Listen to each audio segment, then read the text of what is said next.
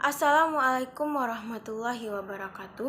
Perkenalkan, nama saya Nafizatul Kalbi dengan NIM 19033046 dari Prodi Pendidikan Fisika.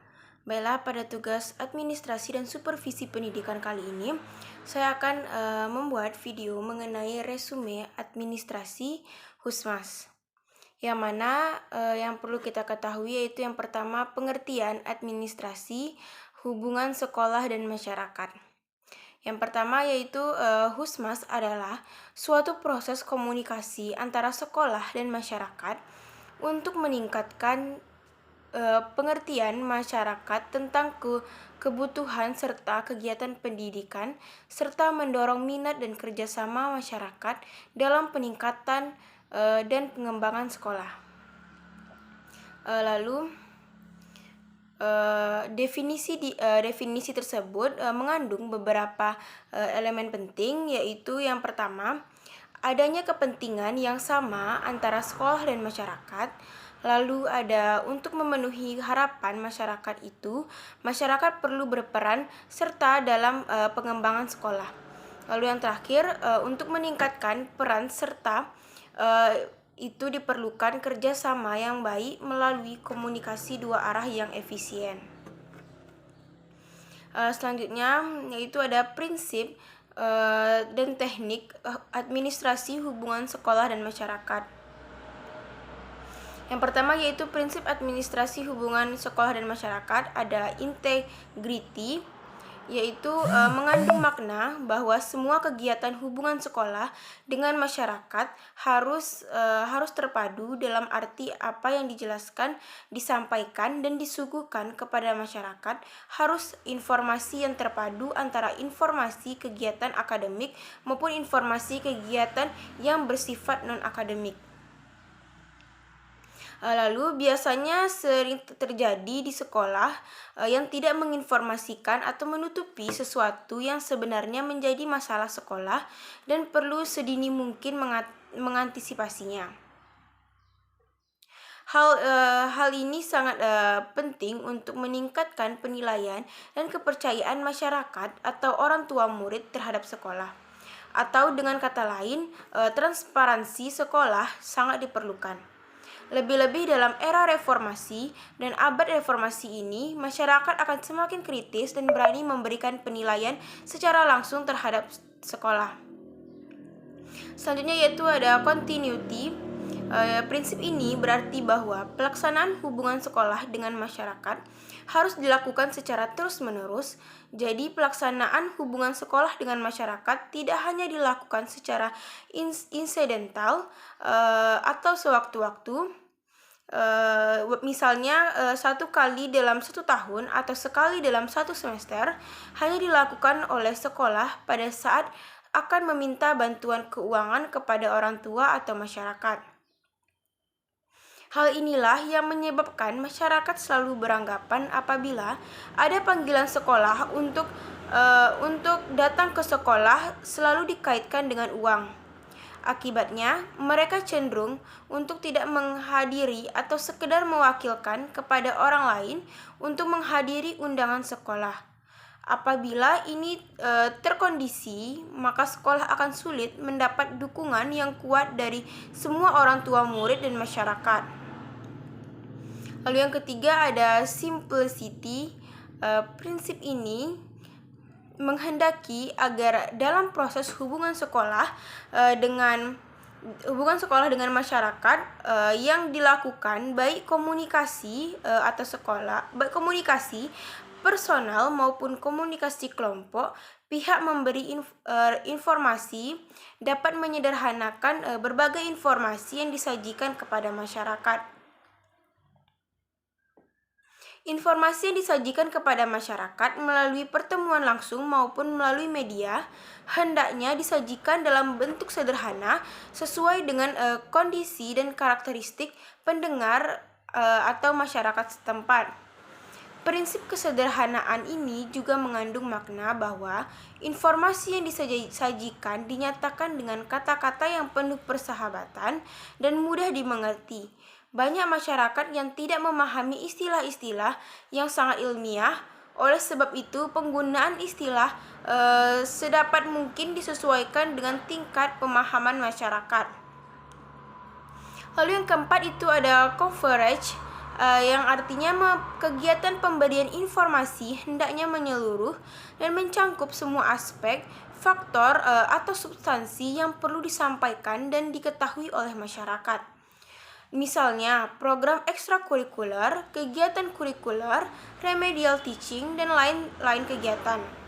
Prinsip ini juga mengandung makna bahwa segala informasi hendaknya yang pertama ada lengkap, akurat, dan up to date. Itu penjelasan mengenai coverage. Selanjutnya yaitu ada constructiveness, yang mana program hubungan sekolah dengan masyarakat hendaknya konstruktif dalam arti sekolah memberikan informasi yang konstruktif kepada masyarakat. Dengan demikian, masyarakat akan memberikan respon hal-hal positif tentang sekolah, serta mengerti dan memahami secara detail berbagai masalah yang dihadapi sekolah. Lalu selanjutnya yaitu ada adaptability, program hubungan sekolah dengan masyarakat hendaknya disesuaikan dengan keadaan di dalam lingkungan masyarakat tersebut. Penyesuaian dalam hal ini termasuk penyesuaian terhadap aktivitas, kebiasaan, budaya atau kultur, dan bahan informasi yang ada dan berlaku di dalam kehidupan masyarakat. Nah, bahkan pelaksanaan kegiatan hubungan dengan masyarakat pun harus disesuaikan disesuaikan dengan kondisi masyarakat. Misalnya, masyarakat daerah pertanian yang setiap pagi bekerja di sawah tidak mungkin datang ke sekolah untuk mengadakan kunjungan pada pagi hari.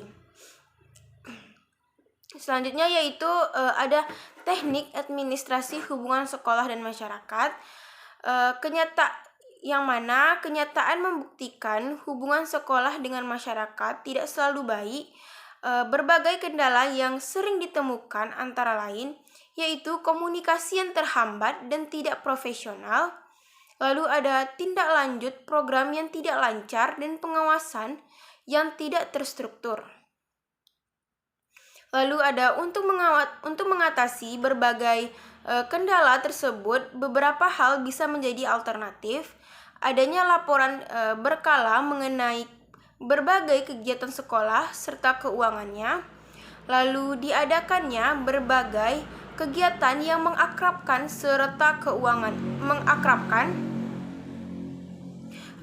seperti open house kunjungan, timbal balik, dan program kegiatan bersama seperti pentas seni, perpisahan, dan lain sebagainya.